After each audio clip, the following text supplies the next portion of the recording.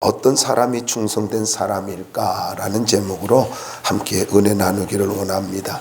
세상에는 세 종류의 사람이 있다고 합니다. 첫째는 태보하는 사람입니다. 이런 사람은 안주하면서 그저 하루하루를 살아가는 사람이고, 문제 앞에서 벌벌 떨면서 부정적인 말을 하는 사람입니다. 예를 든다면은 골리앗과 싸우고자 하는 다윗을 찾아와서 그의 형 엘리압이 비난을 하고 부정적인 말을 합니다. 바로 이런 사람이죠. 엘리압과 같은 사람이에요. 두 번째로는 훈수를 두는 사람입니다. 자기의 지식과 경험을 가지고 조언은 하는데 행동과 헌신과 희생은 하지 않고 문제 앞에서 늘 걱정만 하는 사람입니다. 꼭 사울왕과 같은 사람이죠. 걱정은 많아요. 어떤 행동도 하지 않아요. 근데 다윗이 와서 싸우겠다고 하니까 갑옷도 주고 칼도 주고 여러 가지들을 지원을 해줍니다. 그러나 자기는 아무것도 하지 않습니다. 반면에 다윗은 어떻습니까? 목표를 향해서 도전하는 그러한 아름다운 삶의 자세를 가지고 있습니다. 그래서 세 번째로는 목표를 향해 도전하는 사람입니다. 이런 사람은 확신이 있고 분명한 비전과 믿음을 갖고 목적이 하나님의 영광을 위해서 사는 사람입니다. 그래서 자기 자신을 거룩하게 준비하는 사람이에요. 왜냐하면 거룩한 하나님의 이름을 위해서 살기를 원하기 때문입니다. 그래서 하나님의 이름을 위해서 헌신하는 사람, 바로 이런 사람이 바로 충성된 사람이라는 것입니다. 우리가 아는 대로 사도 바울이 이와 같습니다. 그는 하나님의 복음을 위해서 자기의 생명을 돌아보지 않고 달려갔던 사람이에요. 자, 우리는 이런 성경에 많은 충성된 사람들을 생각하면서 오늘 본문에 갈렙이라고 하는 사람을 좀 생각해 보기를 원합니다. 1절로부터 5절까지 말씀을 보시면은 하나님의 주권을 철저하게 인정하는 아름다운 분위기가 조성되어지고 있는 걸 볼 수가 있어요. 여러분 5절 말씀 볼까요? 거기에 보니까 함께 읽어봐요. 시작. 이스라엘 자손의 여호와께서 모세에게 명령하신 것 같이 행하여 그 땅을 나누었더라. 중요한 말씀이 나오죠. 여호와께서 모세를 통해서 말씀하신 것 같이 그대로 행했다는 거예요. 순종하는 모습이 아름답게 이루어지고 있고 하나님의 절대적 주권을 인정하고 있는 귀한 모습입니다. 이런 분위기 속에서 이제 요단 서편의 9지파 반이 제비뽑기를 통해서 기업 분배를 하고 있는 그런 내용인 것입니다. 자, 그런데 우리가 여기서 이 기업 분배를 하는데 기업 분배를 하는 걸 좀 세 가지로 조금 정리할 게 뭐냐면, 기업 분배는 3차에 걸쳐서 이 기업 분배가 이루어졌어요. 1차는 요단 동편에서 모세에 의해 가지고 이제 루벤과 므낫세 반지파에게 분배해 준 1차 분배지요. 이런 일이 있었고, 2차 분배는 지지난 주에도 말씀을 드린 것처럼요. 이제 여호수아를 중심으로 해가지고 남부 연합군을 물리치고 북부 연합군을 가지고 또 물리쳐가지고 이제 모든 지역에 거점 정복 전쟁이 끝났습니다. 그리고 나서 이제 기업 분배가 이루어지는 것이죠. 그리고 이제 세 번째로는 우리가 조금 더 좀 넓게 좀 생각이 될 게 3차 분배는요, 성막을 세웁니다. 성막을 세우는데 어디에다 세우냐면은 실로라고 하는 곳에다가 성막을 세워요. 그러니까 2차 분배는 길갈이라고 하는 곳에서 이루어졌다면은 3차 마지막 분배는 이제 실로라고 하는 곳에서 이루어졌습니다. 그곳에 성막을 세우고 그리고는 제비뽑기를 하는 것이죠. 왜냐하면 성막을 세웠기 때문에 이스라엘 모든 백성들이 생활 중심이 어디가 되었어요? 실로가 된 거예요. 실로 여호와의 집, 이런 표현도 있지 않습니까? 자, 이런 때에 이제 모든 지파들이 제비뽑기에서 나올 때 그 중에 제일 먼저 유다 지파가 앞으로 나와요. 유다 지파가 앞으로 나오는데 이때에 유다 지파를 대표해서 갈렙이 나오죠.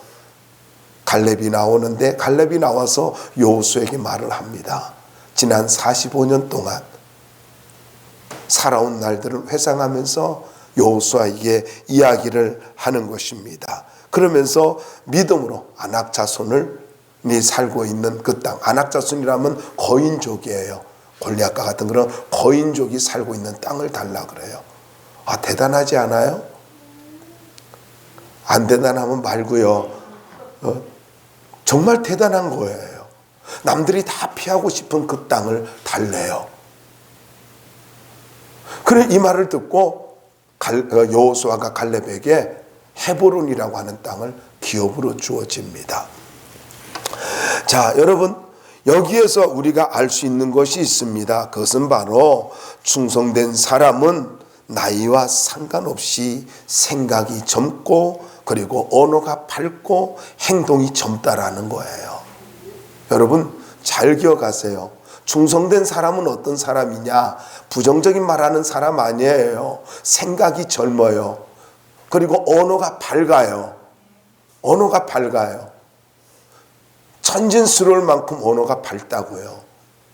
그리고 행동이 젊어요. 여러분, 이런 충성된 사람들의 특징을 가지고 좀 생각하는데 그 첫 번째가 뭐냐면은 하나님의 말씀을 붙들고 있다라는 거예요. 충성된 사람의 특징이 뭐라고요? 하나님의 말씀을 붙들고 있어요. 여러분 6절 말씀에 한번 읽어보자고요. 6절 읽어볼까요? 시작.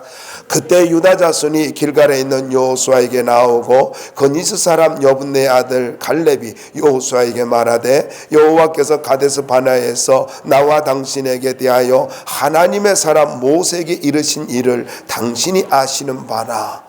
자, 여러분, 하나님의 주권이 철저하게 인정되어지고 있는 아름다운 영적인 이 분위기 속에서 이제 유다 지파를 대표해서 나온 거니스 사람 갈렙이 이렇게 말하고 있어요.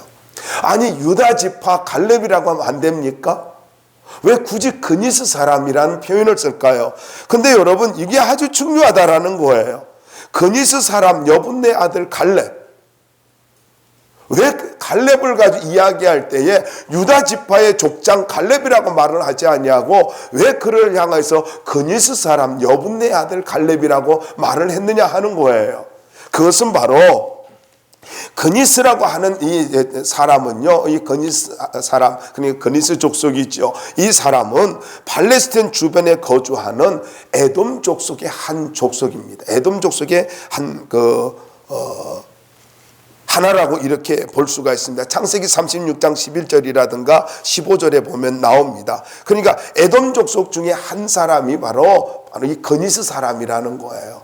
그럼 무슨 말입니까? 갈렙은 유다 지파가 아니라는 이야기예요. 놀랍지 않아요?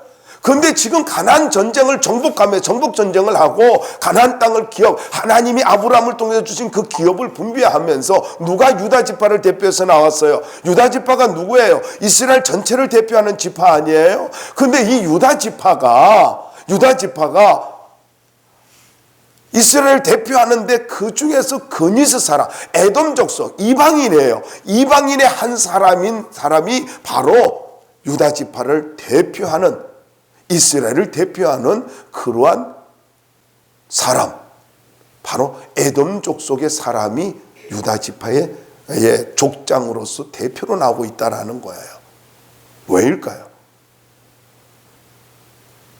아니, 언제 그러면 이 거니스 사람이 이스라엘 지파에 속했을까요?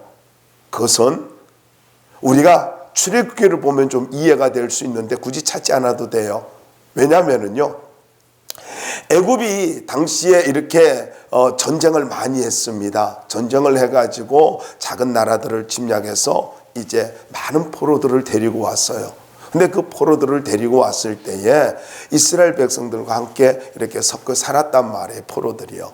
그래서 여러분이 성경을 읽다 보면은 이스라엘 백성들이 출애굽을 할 때에 출애굽기에 보시면은요, 거기에 12장 38절에 나옵니다만은요, 이때에 많은 중단 잡족들 이렇게 표현하고 있어요. 중단 잡족들. 그러니까 이방인들이 같이 나온 거예요. 이미 사람들이 뭐를 경험했어요? 하나님이 그 10가지 기적을 애굽에 내린 재앙이지만은 하나님의 놀라운 기적의 손길을 보고 함께 섞여서 나온 거예요. 그러면서 저들 중에서 많은 사람들이 여호와의 신앙을 받아들여 가지고 이스라엘 족속이 되어진 것입니다. 그 중에 바로 이 그니즈 사람이 유다 지파에 속했던 거예요. 근데 제가 말씀을 드리고자 하는 것은 바로 이것입니다. 여러분, 이스라엘은 혈연 공동체가 아니라 구원 공동체로, 우리는요 이스라엘이 단일 민족으로만 생각하잖아요. 우리나라도 뭐 그렇게 생각합니다만은, 그런데 그렇지 않다라는 거예요. 여러분, 바로 구원 공동체, 개방성을 가지고 있는 구원 공동체라는 것을 우리가 한번 생각해야 된다라는 거예요. 그러면서 성경을 봐야 돼요. 그럼 뭘 여기서 우리가 배워야 되는 것입니까? 믿음으로 살기만 하면 그 사람의 출신이 어떠하든지 간에, 그 사람이 과거가 어떠하든지 간에 하나님은 그 사람을 위대하게 존귀하게 사용하신다는 이야기예요. 나는 그니스 사람이야, 나는 에돔 사람이야, 나는 이방인이야, 이러지 말라는 거예요. 자격지심 갖지 말라는 거예요. 나는 공부를 못해서, 나는 사회적 지위가 좋지 않아, 나는 출신이 그렇지 않아, 나는 사람들에게 그렇게 좀 인정을 받지 못해, 상관없다라는 거예요. 하나님이 보시는 것은 믿음이라는 것입니다. 너가 어떤 출신이든지 상관이 없다라는 거예요. 네가 어디를 나왔든지 상관이 없다라는, 하나님은요 관심이 스펙에 있질 않아요. 하나님은 우리가 어떤 그 자격에 관심이 있질 않아요. 하나님의 관심은 뭐에 있어요? 믿음에 있는 거예요. 믿음으로 살면은 하나님은 우리를 어떻게 여긴다고요? 족장으로 여기고 민족의 대표자로, 아니 전 언약 공동체에 거기에 보면 그 지파의 대표로 갈렙을 사용하고 있지 않습니까? 얼마나 놀랐습니까? 여호수아와 갈렙이 대등한 입장에서 하나님 앞에서 쓰임을 받고 있단 말이에요. 어떻습니까? 이렇게 탁월한 지도자, 이 탁월한 지도자가 된 게 뭐예요? 한 가지예요. 오직 믿음으로 사는 거예요. 그런데 이렇게 믿음으로 살은 이 사람이, 여러분 오늘 이 말씀을 보시면요, 여호와께서 이르신라는 말씀이래요. 거기 이르신이라고 하는, 특별히 6절에 보면은 하나님의 사람 모세에게 이르신, 이게 무슨 말이냐면요, 띠베르라는 말입니다. 이 말의 원형은요, 제가 금요일 날에도 새벽에도 말씀을 드렸습니다만 바로 다바르예요. 외쳐진 말씀이에요. 외쳐진 말씀. 자, 말하다, 선언하다, 이거예요. 여러분 한번 생각해 보세요. 45년이 지난 이 순간까지 가데스 바네아에서 하나님의 사람 모세를 통해 선포하여 주신 그 말씀이 누구에게 있었어요? 바로 이 갈렙의 가슴 속에 있었던 거예요. 여러분, 갈렙은 45년이 지났음에도 불구하고 한순간도 그의 가슴에서 하나님의 말씀이 없어지지를 않았어요. 생각해 보시기 바랍니다. 45년 동안 광야를 지나는 동안에 수많은 사람들이 불순종하여 가지고 죽어갔습니다. 그리고 또 전쟁도 치렀습니다. 그럼에도 불구하고 갈렙의 가슴에는 변함없이 하나님의 말씀이 살아있었다는 것입니다. 여러분, 충성된 사람은 하나님의 말씀을 붙들고 사는 사람이에요. 어떤 사람이라고요? 누가 충성된 사람이라고요? 하나님의 말씀이 가슴에 있는 사람, 그 사람이 충성된 사람이에요. 뿐만 아니라 하나님의 말씀이 반드시 이루어진다라는 확신이 있는 사람이에요. 말씀에 대해서는 타협이 없어요. 말씀을 가슴에 품었을 뿐만 아니라 이 말씀이 반드시 이루어질 것이다, 이걸 믿고 있는 사람이에요. 그래서 신앙은 요행이 아니에요. 여러분에게 도전을 드립니다. 들었습니까? 가슴에 말씀을 담았습니까? 그러면은 말씀이 이루어질 것을 믿으시기 바랍니다. 확신하시기 바랍니다. 그리고 하나님 앞에서 자기 자신을 용납하시기 바랍니다. 용납하세요. 제일 중요한 것은 내가 나를 용납하는 거예요. 왜 그런 줄 아세요? 하나님이 이미 나를 용납했기 때문이에요. 나는 그니스 사람이라고 하지 마세요. 나는 이방인이라고 여기지 마세요. 나는 에돔 족속이라고 말하지 마세요. 하나님은 이미 갈렙을 그 마음에 받으셨습니다. 하나님이 그를 위대하게 받으셨어요. 그를 용납해 주셨어요. 그러므로 우리들도 어떻게 살아야 돼요? 하나님이 나를 받아주셨으니까, 나도 나를 용납하면서 살 수 있기를 바랍니다.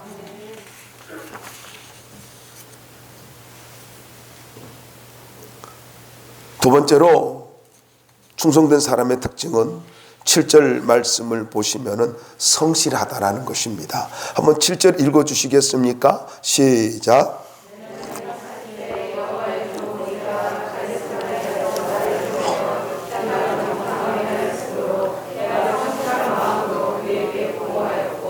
네. 자, 여러분, 이 말씀에 보면 갈렙이 40세에 유다 지파의 족장으로서 정탐꾼으로 선별됩니다. 선택이 되어지죠. 이렇게 선발되어서 이제 정탐꾼으로 가게 되는데, 그가 정탐을 하고 와서 10명의 부정적인 사람들은 이렇게 부정적인 말 하는데 성실한 마음으로 보고를 했대요. 자, 성실한 마음으로 그에게 보고하였고라는 말은요, 이걸 직역하면 나의 마음 가운데 있는 것과 같은 말이란 뜻이에요. 나의 마음 가운데 있는 것과 같은 말로 보고를 했다라는 것입니다. 그러니까 갈렙은 마음 따로 말 따로 거짓으로 꾸미거나 적당하게 이렇게 상황에 맞춰서 타협을 하면서 말을 한 것이 아니라는 거예요. 중심에 있는 말, 중심에 있는 그 마음, 생각, 이것이 말하고 일치가 되었다라는 거예요. 강교하지 않았다는 거죠. 여러분, 하나님은 중심을 보시는 분이에요. 중심을 봅니다. 우리에게 이렇게 보여주신 그대로, 갈렙에게 보여주신 그대로 갈렙은 그대로 믿었고 그대로 말을 했다라는 것입니다. 여러분, 성실한 사람은 중심과 말이 같은 사람이에요. 다르게 말할게요. 충성된 사람은 중심과 말이 같은 사람이에요. 꾸미질 않아요. 우리가 주님을 섬길 때도 중심이 투명해야 됩니다. 제가 참 존경하는 어르신이 있습니다. 그분은 가족에게 존경은 받지 못했어요. 우리나라에 정말 훌륭한 학자였어요. 그때 당시에는 그 세대는 그랬습니다. 가정을 가지고 무시하고 오로지 주의 일만 했어요. 근데 이게 좀 바뀌어졌어요. 요즘은 그렇지 않아요. 미국 사람들의 대부분의 사람들의 특징은요, 가정이 목회에서 가장 중요하다고 여기고 있어요. 제가 만난 모든 선교사들이 그랬어요. 많은 선교사들이 가정에서 실패하면은 목회도 실패한다라고 여겼어요. 참 그것이 은혜가 됐습니다. 왜냐하면 내가 젊었을 때는 목사님들이 그런 분들이었거든요. 가정 내팽개치고. 그런데 이 목사님, 제가 존경하는 그 목사님, 참 대단한 학자인 그 목사님은요, 정말 연세가 80이 넘었음에도 불구하고 정말 너무너무 투명한 분이십니다. 정말 투명한 어른이에요. 그래서 참 존경해요. 말씀을 전할 때도 꾸밈이 없어요. 그래서 제가 그 깨끗한 모습에서 반했는데, 강의를 듣다가, 여러분 어떻습니까? 우리가 신앙생활 할 때 어때요? 이중적이지 않습니까? 목사가 볼 때는 괜찮은데 집에서는 달라요. 사람들에게는 괜찮은데 집에서는 달라요. 교회에서는 정말 충성스러운데 사회에서는 아주 이중적이에요. 여러분, 하나님은 이런 사람을 위대하게 쓸 수가 없어요. 하나님은 중심과 말이 같은 사람을 원하십니다. 깨끗해야 돼요. 진실해야 된다라는 것입니다. 세상 사람들은 이런 사람을 이중적인 사람을 가지고 지혜롭고 처세술이 뛰어나다라고 말할지 몰라요. 예수 믿는 사람은 바보 같다라고 말할지도 몰라요. 근데 여러분 잊지 마시기 바랍니다. 하나님이 인정하는 사람으로 사십시오. 하나님이 인정하는 사람으로 살아야 돼요. 좀 부족해도 하나님이 하십니다. 좀 당하는 것 같아도 하나님이 하신다고요. 하나님이 하셔요. 여러분, 내가 뭔가를 이룰 것이라고 착각하지 마십시오. 하나님이 이루어 주십니다. 이걸 믿고 살아야 된다라는 것입니다. 중심과 말이 일치되는 사람이 하나님 앞에 위대하게 쓰임을 받습니다. 다르게 표현할까요? 진실한 사람이에요. 그래서 진실이 능력인 것입니다. 세 번째로 충성된 사람의 특징은 8절 말씀 한번 보자고요. 8절 한번 읽어주시겠어요? 시작.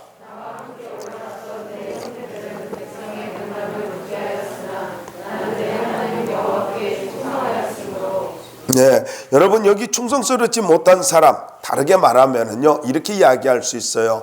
나는 충성하였다. 그런데 그런 10명의 사람은 충성하지 못했다는 이야기잖아요. 그럼 이걸 다르게 말을 할까요? 악한 영향을 미친 사람, 이것입니다. 그러니까 충성스럽지 않은 사람은 악한 영향을 미치는 사람이라는 거예요.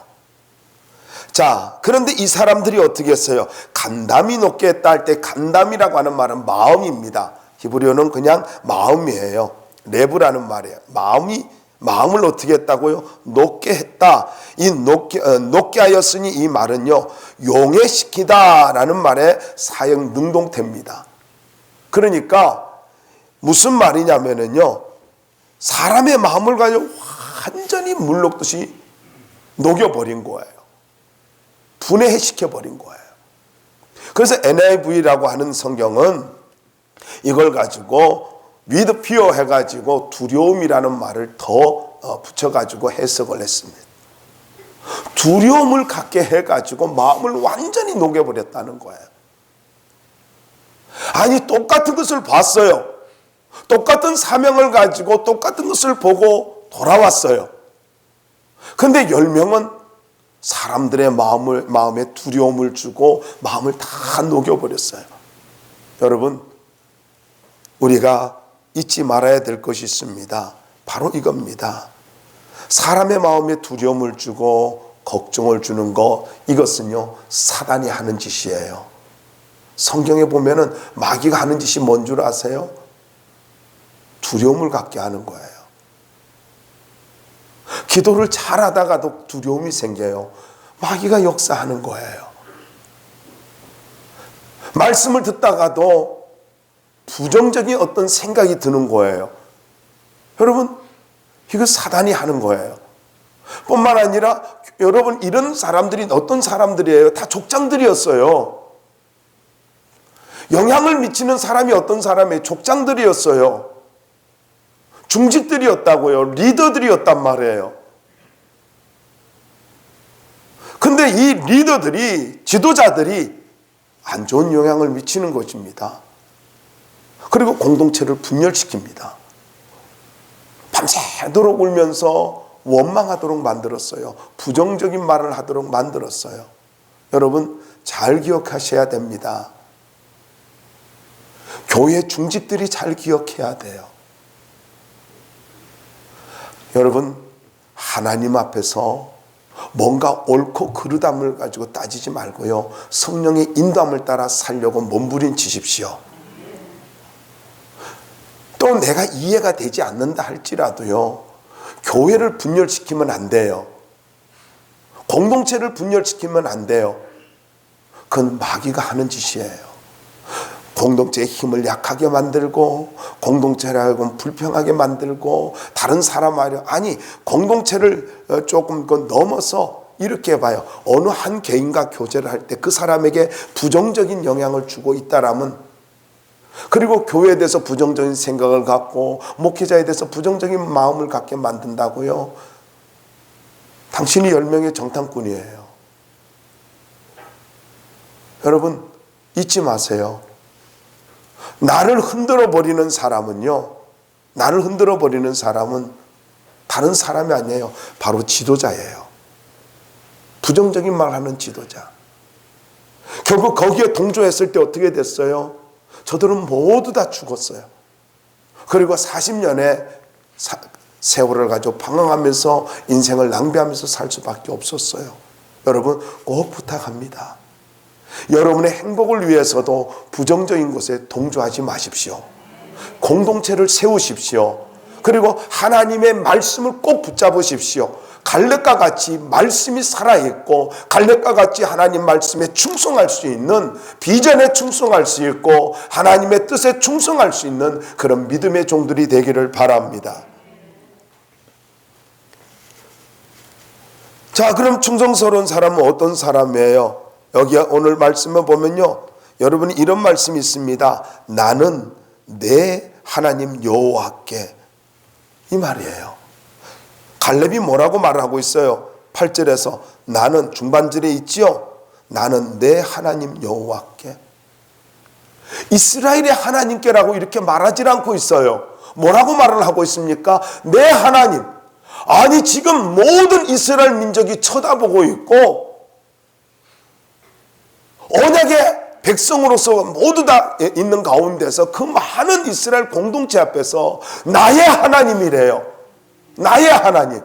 여러분, 바로 이겁니다. 신앙이 무엇이냐고요? 아니, 충성된 사람이 무엇이냐고요? 나의 하나님이라고 고백할 수 있어야 되는 거예요.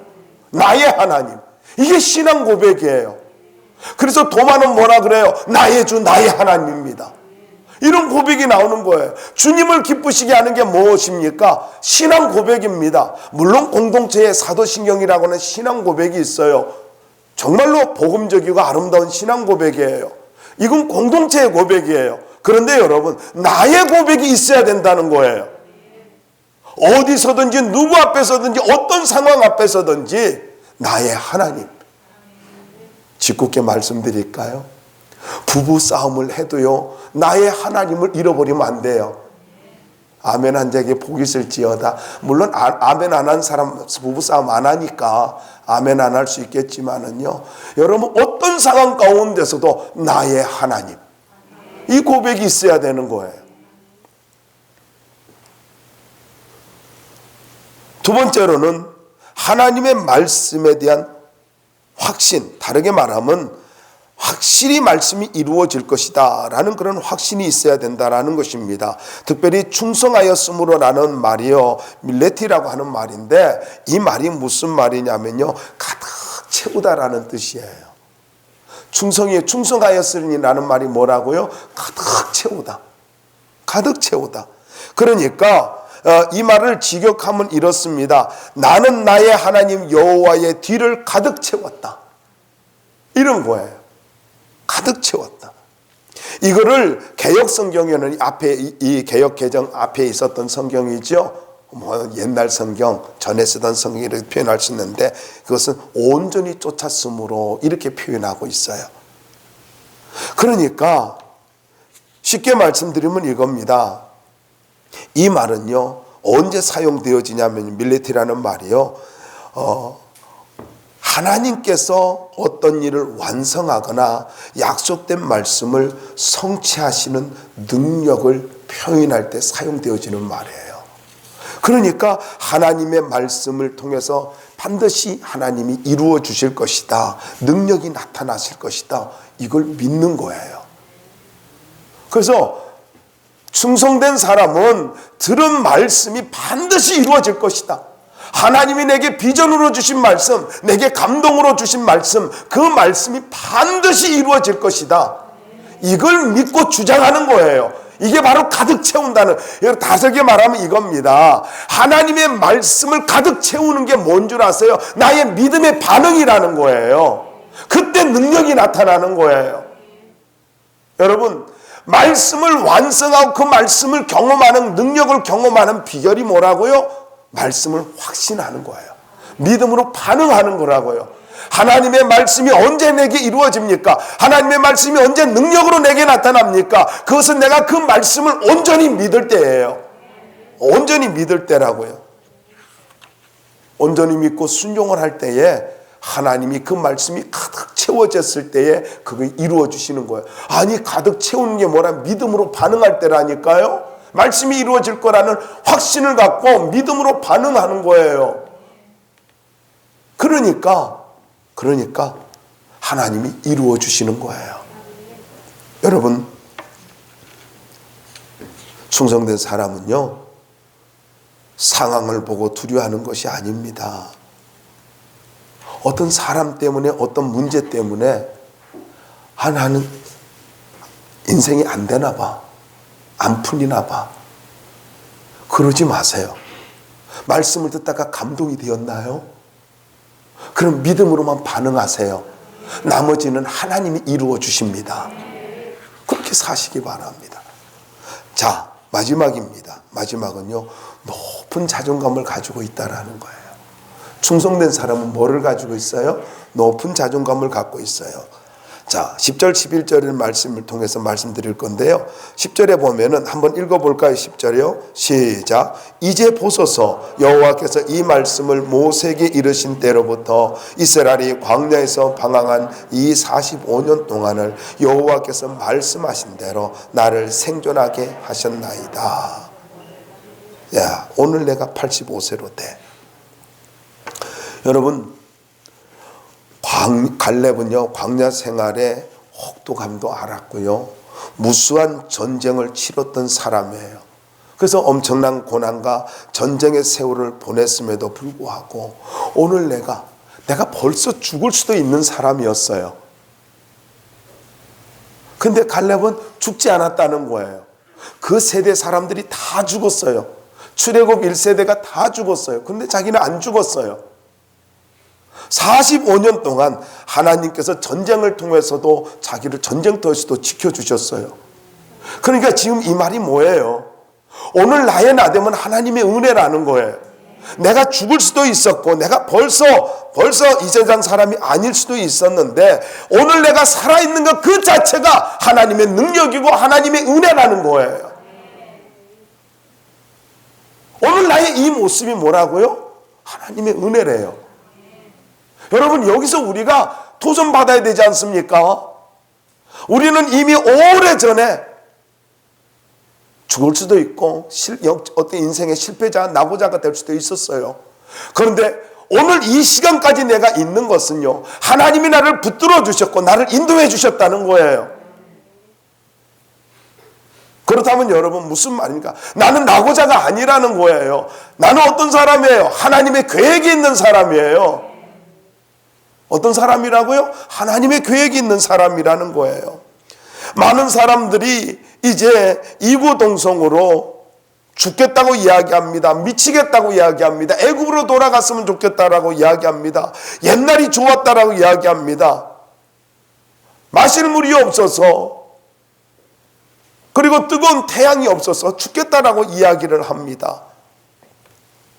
그리고 어떤 사람은 이런 말을 합니다. 요즘 어떻게 사세요? 그럼 죽지 못해 삽니다. 그럭저럭 지내고 있습니다. 하루하루 근근히 지내고 있죠. 이놈의 코로나19가 언제 끝날지 모르겠어요. 그렇게 이야기를 합니다. 여러분, 이런 사람은요, 불신앙의 사람이에요. 다시 말씀드리지만요, 염려는요, 불신앙이에요. 불신앙이에요. 부정적인 말은 불신앙이에요. 패배주의자들이에요. 아니, 그러면 물어보자고요. 아니, 이렇게 어려운 가운데 잘 되는 사람은 뭐예요, 그러면? 그건 어떻게 설명할 거예요? 물론 어려운 거 사실이에요.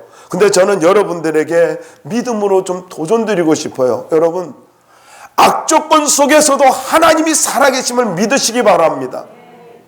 오늘 나의 나됨은 하나님의 은혜라는 걸 믿으세요. 그리고는요, 하나님이 나를 지금까지 인도해 오신 것은 하나님이 나를 향한 계획이 있다는 것을 확실히 믿을 수 있기를 바랍니다. 광야길을 걷게 하신 분도 하나님이고, 전쟁 속에서도 살아나게 하신 분도 하나님이잖아요. 우리의 생명을 지키시고 인도해 주시는 분이 하나님이란 말이에요. 그렇다면요, 고난 때문에, 환경 때문에, 물질 때문에, 사람 때문에 하나님을 의식하지 아니하고 시선이 내게로 집중되어진다면은 이것은 뭐라는 거예요? 불신앙이라는 거예요. 아니, 불신앙은 접어두고요. 지금까지 하나님이 얼마나 세심하게 나를 지키시고 인도했는데 그런 말을 한다면은 하나님의 가슴이 얼마나 아프겠어요. 얼마나 마음이 아프시겠냐고요. 여러분, 에베네셀의 하나님, 지금 여기까지 인도하신 분이 하나님이에요. 에베네셀의 하나님을 믿으십시오. 여기까지 인도하셨느니라. 에베네셀. 그 에베네셀의 하나님을 믿고 하나님의 마음과 눈으로 나의 인생을 바라볼 수 있기를 바랍니다. 다시 말씀드립니다. 에베네셀의 하나님을 믿고 하나님의 마음과 하나님의 눈으로 내 인생을 다시 한번 바라보세요. 그러면 나 참 괜찮은 사람이 될 거예요. 내 인생에 대한 기대감이 생길 것입니다. 그러면서 내 인생이 소중하게 느껴질 거예요. 11절 한번 읽어보자고요. 11절 한번 읽어주세요. 시작.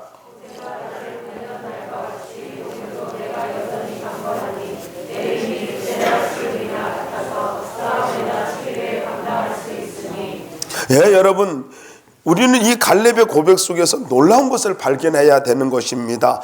당시 85세는요 죽음을 준비해야 할 나이예요. 그래서 사람들이 뭐라 하겠어요? 아무것도 할 수 없는 나이라고 그렇게 이야기할 수 있단 말이에요. 아니, 할아버지가 뭘 하려고 그래요? 오늘부터 85세 안 되신 분은 다 생각을 바꾸시기 바랍니다. 몇 살이라고요? 85세요. 뭐 40 좀 넘었어요? 희망에 불타시기 바랍니다. 얼마 살지도 않고 다 늙었대요. 난 너무나 웃기는 게요, 이제 40 조금 넘은 것이 나한테 목사님 내가 너무 늙었어요. 얼굴 봐요. 짜글짜글해요. 뭐 그래요. 아니, 그러면 여기 목 늘어진 나는 어떡하라고? 그렇잖아요. 근데 오늘 말씀은요 뭐라 그래요? 85세래요. 그러면서 뭐라고 이야기하고 있습니까? 다른 사람들은 아무것도 할 수 없는, 무엇을 할 수 없는 나이라고 이야기할 때 갈렙은 나는 무엇이든지 할 수 있다라고 자기 자신에 대해서 긍정적으로 이야기를 하고 있어요. 무엇이든지 할 수 있다고. 무엇 때문일까요? 이유가 무엇일까요? 갈렙은요 전능하신 하나님을 믿었어요. 전능하신 하나님. 지금도 엘로힘의 하나님을 믿은 거예요. 전능하신 하나님. 갈렙은 수많은 일들을 경험하면서 오직 믿음으로 살아왔기 때문에 자기 자신에 대해서 건강한 자아를 가지고 자기 자신이 꽤 멋지다라고 생각하고 너무 기가 막혀요. 여러분 보세요. 11절 말씀에 보시면 다시 한번 볼까요? 11절. 모세가 나를 보내던 날과 같이, 이때가 몇 살이에요? 40세예요. 오늘도 내가 여전히 강건하니 내 힘이 어때요? 그때나 지금이나 같아서 싸움에나 출입에 감당할 수 있으니. 여러분, 자기 자신을 위대하게 용납하고 있어요. 말도 안 되는 거잖아요. 85세예요. 그리고 험악한 세월을 가지고 보내왔어요. 전쟁의 세월을 보내왔어요. 광야의 세월을 보내왔어요. 그런데 그의 영성은요 대단한 거예요. 하늘을 날고 있어요. 그의 영성은 뭐를 날고 있어요? 하늘을 날고 있어요. 광야를 이렇게 지나고 있으면서 그의 영성은 하늘을 날고 있다고요. 여기 힘이라는 말이 있습니다. 이 말은요 코아흐라고 하는 히브리어인데 육체적인 힘만을 말하는 것이 아니라 정신적인 담력도 말을 하고 있습니다. 그러니까 정신적인 믿음도, 영성도, 그리고 정신력도, 그리고 육체도 아주 강건하대요. 조금 죄송한 말씀 드릴게요. 입부터 늙지 않으시길 바랍니다. 많은 사람들을 보면요, 입이 늙었어요. 그래 놓고도 누가 늙었다 하면요, 기분 나빠요. 귀는 젊어요. 우리한테 있어서 제일 젊은 게 귀예요. 누가 나 늙었다 하면 기분 확 나빠요. 저도 그래요. 저한테 누가요, 아버님까지는 이해가 돼요. 어르신 하면 기분 되게 나빠요. 자꾸 후배들이 그래요. 어르신, 그래요. 그러지 마. 그냥 형이라 그래. 형이라 듣고 싶은 거예요. 왜냐하면 동생 없이 살아놓으니까 형 소리 듣는 게 너무나는 기분 좋거든요. 어쨌든요, 보세요. 여기 정신적으로 대단한 거예요. 그는 아주 당당했습니다. 높은 자존감을 가지고 있는 사람의 특징이 뭔 줄 아세요? 자기 인생이 하나님 안에서 소중하다라고 믿는 거예요. 여러분의 인생은요, 하나님 안에서 아주 소중한 사람이에요. 둘째로요, 높은 자존감을 가진 사람은요, 하나님께서 나를 통해 선한 뜻을 이룰 것이다, 그걸 믿고 있어요. 세 번째로는 하나님이 쓰시면은 어떠한 사람도 위대하게 존귀하게 사용할 수 있다, 그걸 믿는 거예요. 나도 예수 안에서 얼마든지 존귀해질 수가 있어. 나의 가문, 나의 어떤 스펙, 배경 상관하지 마세요. 여러분, 흔들리는 걸 배경으로 삼지 말고요, 흔들지 아니한 하나님으로 배경을 삼으세요. 그렇게 사시기 바랍니다. 빌립보서 1장 6절 말씀으로 말씀 마무리할게요. 거기에 보면은 너희 속에 착한 일을 시작하시니가 그리스도 예수의 날까지 이루실 줄을 우리가 확신하노니. 뭐라고 말씀하고 있어요? 이 말을 간단하게 정리하면 이겁니다. 하나님이 나를 향해서 계획을 가지고 있대요. 하나님이 나를 향해서 계획을 가지고 있대요. 그렇기 때문에 나 자신이 못났다고 희망이 없다라고 그렇게 말하지 말라는 거예요. 여러분, 분명히 하나님을 의지하고 믿음으로 충성하면서 하나님이 나에게 계획을 가지고 있다, 하나님이 나를 향한 마스터 플랜을 가지고 있고 하나님은 나를 향해서 기대감을 가지고 있다는 걸 믿으시고 믿음으로 충성하며 살 수 있기를 바랍니다. 성경은, 아니 하나님은요, 믿음으로 충성하는 자를 쓰시는 분이십니다.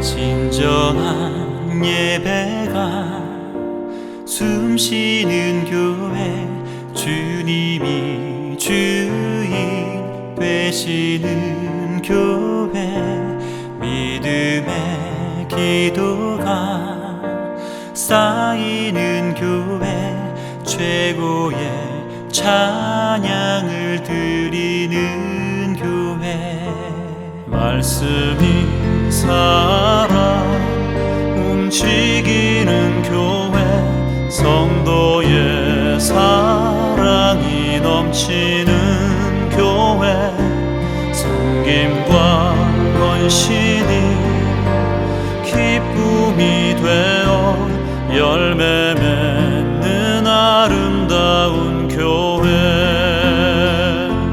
주님의 마음 닮아서 이웃을 사랑하는 교회, 주님의 영광을 위해서 빛 되신 주님 전하는 교회, 사랑의 불꽃이 활짝 피어나 날마다 사랑에 빠지는 교회, 주께서 사랑하는 우리 교회가 이런 교회 되게 하소서.